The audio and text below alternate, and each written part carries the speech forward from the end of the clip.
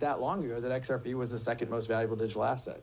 And again, that's before you had these exogenous factors that I would say were unnatural, maybe not ethical in debate, but, and I think now you're seeing that change.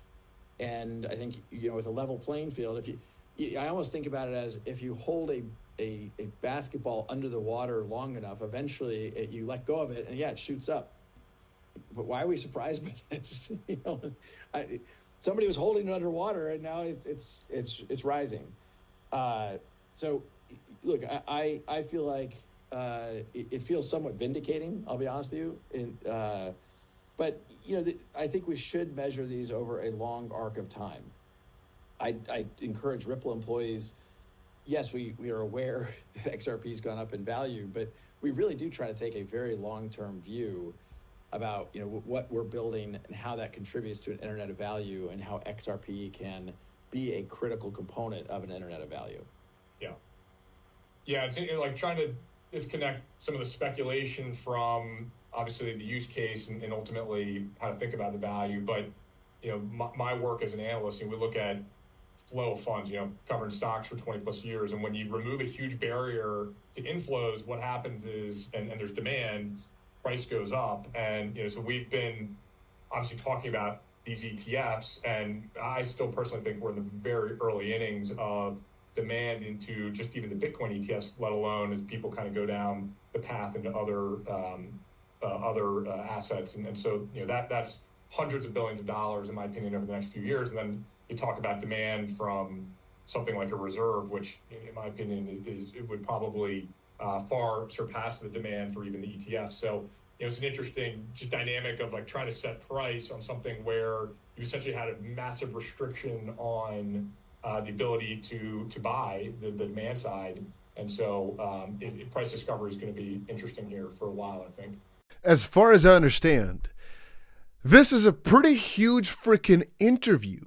And this, whatever was stated right here, really, when I'm starting to think about it, is one of the craziest pieces of, I'm going to call it, speculation makers.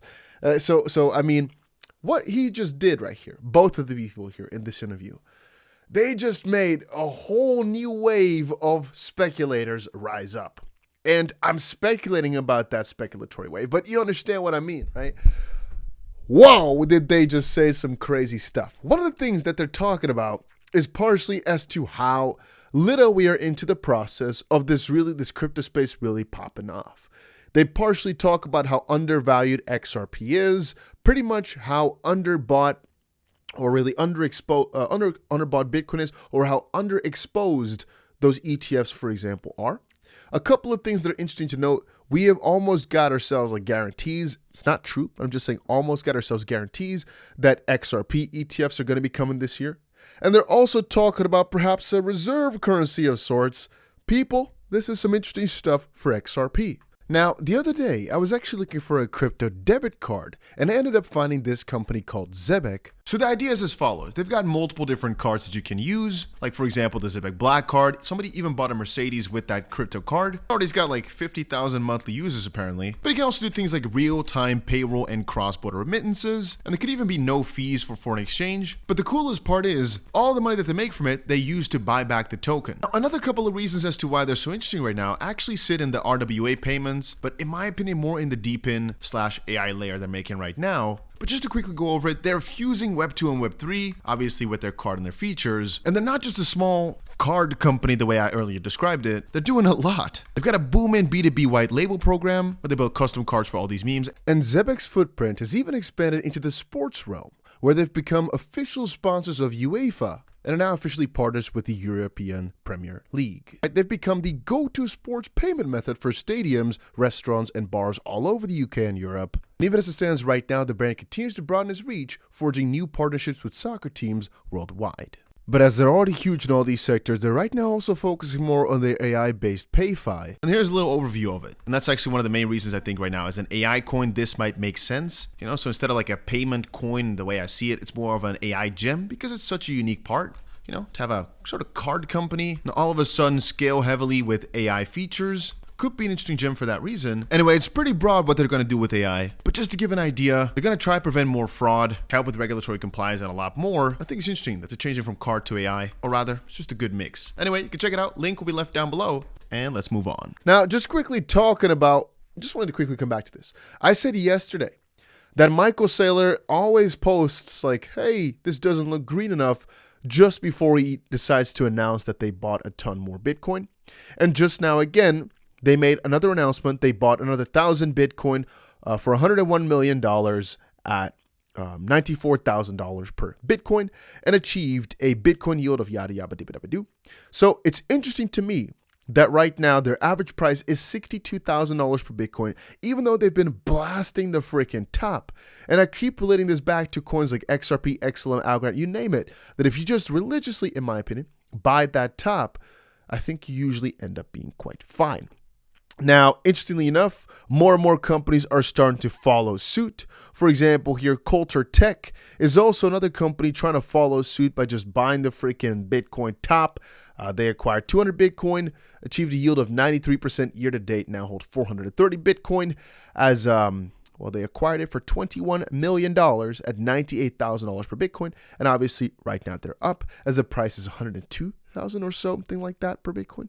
But when looking at this chart, I often relate it back to our coins, right?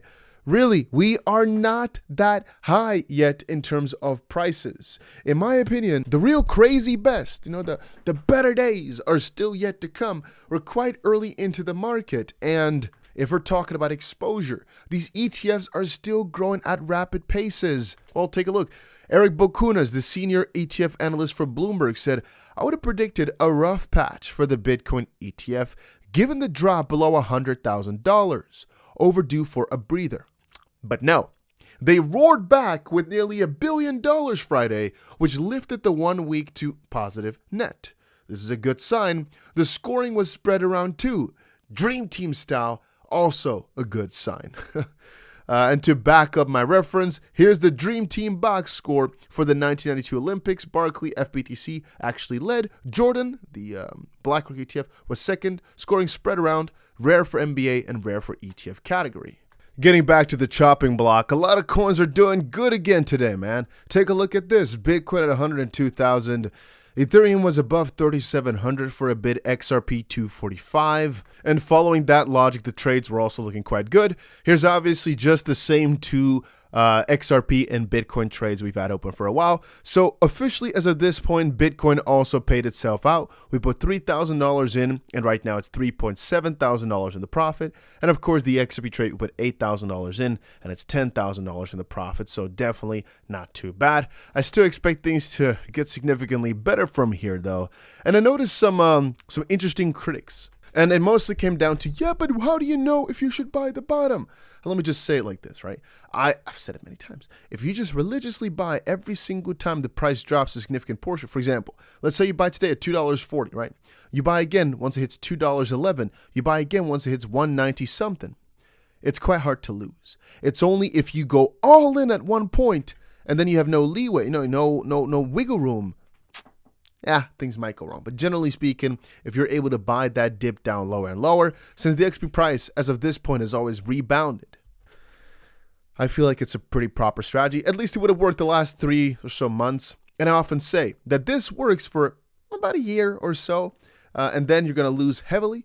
And let's just hope that you're not doing it too late where it doesn't work no more. But as of this point, I think it works beautifully. And there's a couple of risks. One is complete capitulation, where the price just goes down so much it doesn't recover anymore. Another is an exploit or something like that. Another could be a lawsuit. All those things push the price down so much in a short amount of time that sometimes you lose a bit or it's annoying.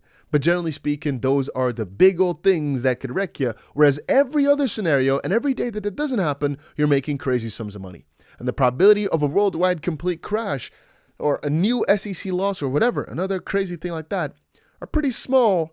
And so from that perspective, there's a lot of days which most likely will be very profitable, if you ask me. Stock market-wise, I'd say it's quite a neutral day. A couple of winners, Nvidia, for example, Google, Meta, so a couple of really juicy ones, Amazon even as well. But generally speaking, I'd still consider this quite a bit of a neutral day because a lot of, I want to say coins almost. A lot of stocks are also very much in the red. But anyway, I'll come back to one very important thing as well, which is really, besides if you religiously buy the dip, you end up fine most of the time. Really, for the most part with my top coins, like XRP, for example, I think it's more of a risk not having them in your portfolio than having them because of the crazy amount of pressure that's been on them for the last few years. I kind of feel as if the probability of an absolutely destructive next season is so much higher than it doing nothing that it's worth the risk. But yeah, just wanted to quickly make that in there. Just wanted to quickly say that. I just keep looking at the chart thinking this is about to go absolutely nuts. A lot of people don't realize that this is the season where some expectations are blown out of proportion and where you really get overly bullish, but people haven't gotten there yet. And that's because Bitcoin has been kind of going sideways. Most coins haven't hit their all-time high or haven't crossed it yet, even though market cap-wise some have. But really the numbers, they aren't matching up yet. We've still got multiple months to go though. So as we stated here, I still think many, many more months until the highest point is reached. At least 4 months. I'm going to say at least 3-4 months, but most likely I'm going to say another 8 or 9 months or so before we hit the top of this season. It could be slightly later. It could also be January of 2026. But yeah, guys, I'm still extremely bullish right here as it stands. For many of my coins, I still expect them to do massive, massive numbers. And you know what? That's about it for right now.